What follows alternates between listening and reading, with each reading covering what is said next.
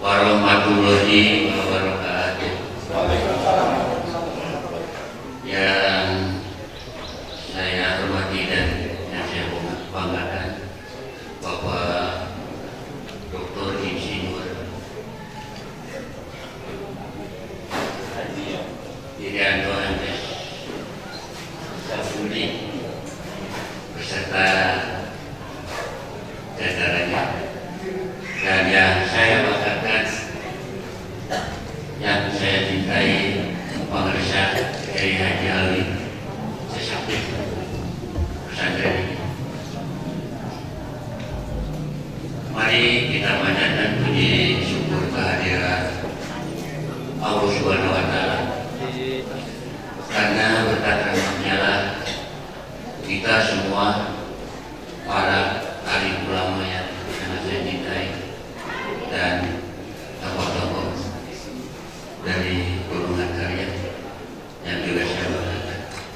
Kesempatan pada hari ini yang berbahagia ini adalah merupakan suatu langkah awal untuk bagaimana kita secara bersama memikirkan hari esok yang lebih baik buat Provinsi Jawa Barat.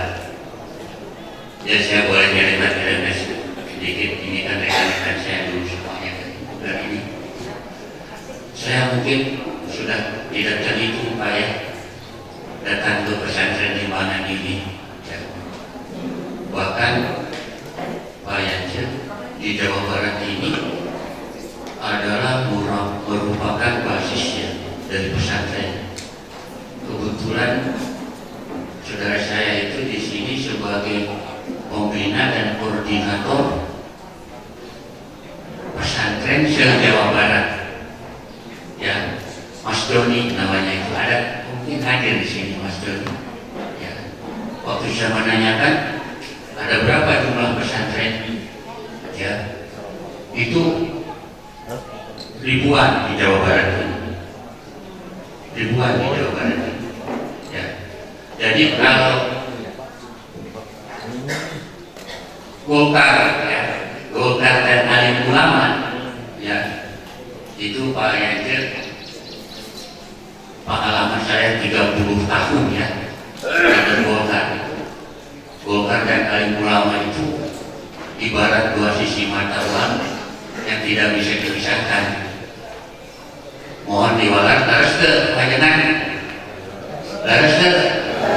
Nah, karena sejarah itu tidak bisa dibohongi. Tatkala umat Islam di Indonesia pada waktu itu menghadapi suatu ancaman yang luar biasa, yaitu ancaman dari Partai Komunis Indonesia ya. Putra bangsa yang berani, yang di belakangnya adalah kader-kader Golkar, untuk serta-merta membubarkan Partai Komunis di Indonesia yang pada waktu itu ancaman besar buat umat Islam. Laras ke? Oh, ayo diwala dasar. Empat itu laras ke? Itu yang tidak bisa kita lupakan begitu saja. Artinya ya, ulama dan Golkar ini, pengalaman saya kembali lagi, dua sisi mata uang yang tidak bisa dipisahkan. Nah, tentang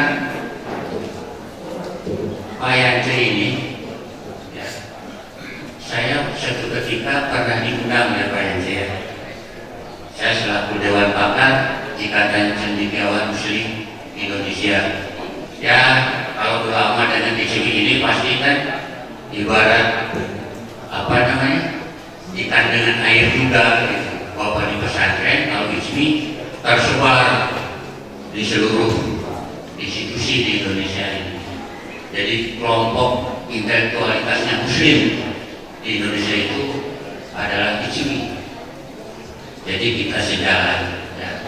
Jadi suatu ketika saya diundang Pak Yance ke Indramayu ya, itu begitu lama ya, dan saya bukan saya saja, seluruh ya peserta Ijmi yang datang ke Indramayu termasuk sekarang jadi ketua presidium ICB nasional, ya, Profesor Dr. Nanat Batan Nasir, ya, komentar, ya, jadi dari yang hadir sampai bahwa Bapak tadi di bidang pendidikan, ya, kebetulan juga karena saya juga di situ, ya.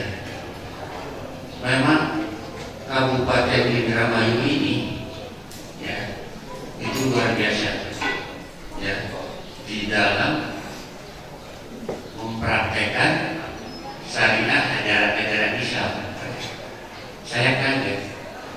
Saya itu waktu itu beli salah satu pembicara di sana, ya, jadi berinteraksi sekali dengan sana.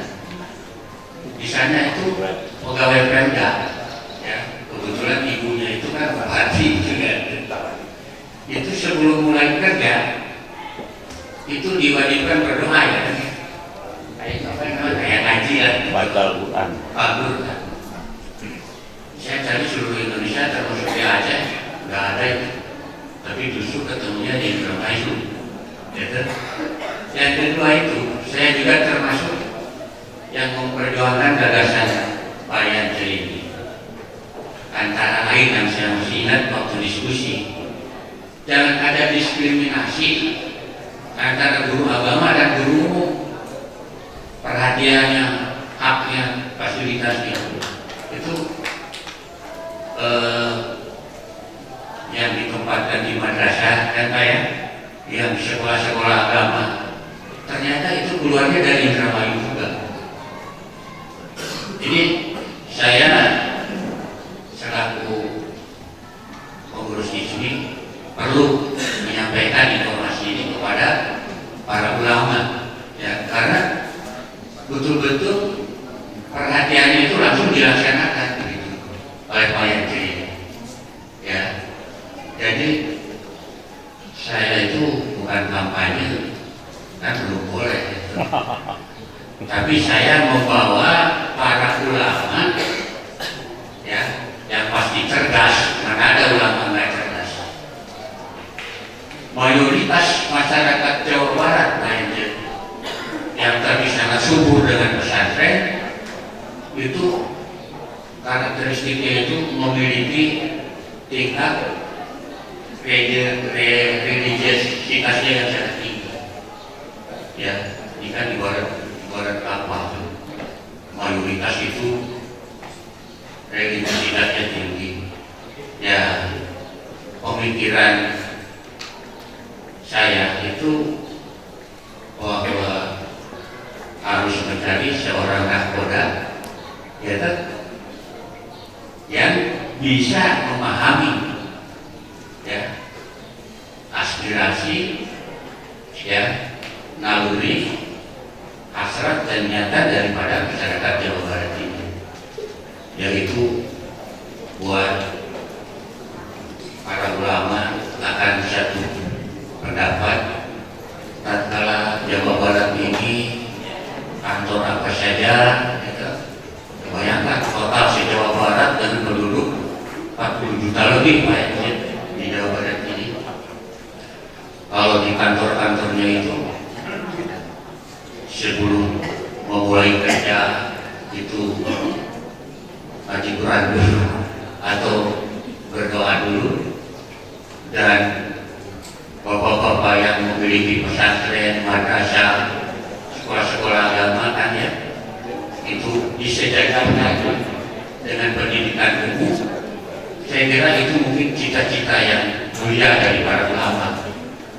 Jadi mudah-mudahan dengan nahkoda yang tadi katanya amanah, patona, sidik, kan, gitu, itu dengan doa restu para ulama, ya, dengan doa restu para ulama kita akan mendapatkan satu nahkoda yang amanah dan patona.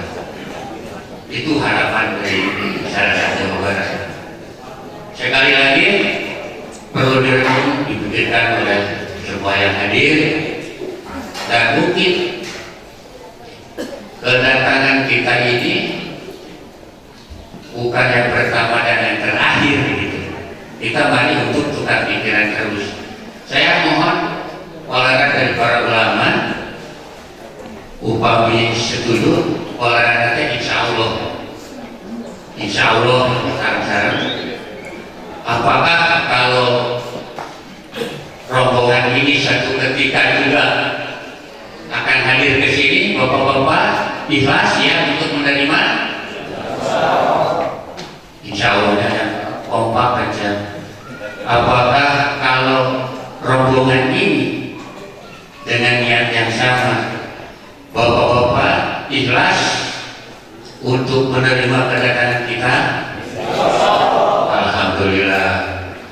Mungkin ya untuk langkah awal sambutan saya Pak Yance cukup sekian dulu. Tapi di tengah-tengah yang hadir ini ada yang sangat secara fungsional menguasai sehari-harinya tentang seluruh pesantren di Jawa Barat. Namanya itu Mas Doni, masih ada keluarga.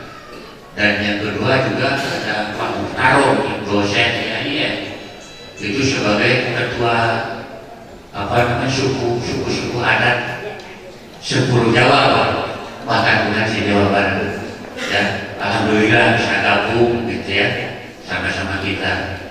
Dan akhirul kata dengan niat kita yang baik, mudah-mudahan akan menjadi amal ibadah buat kita semua. Wabillahi taufiq wal hidayah. Assalamualaikum warahmatullahi wabarakatuh.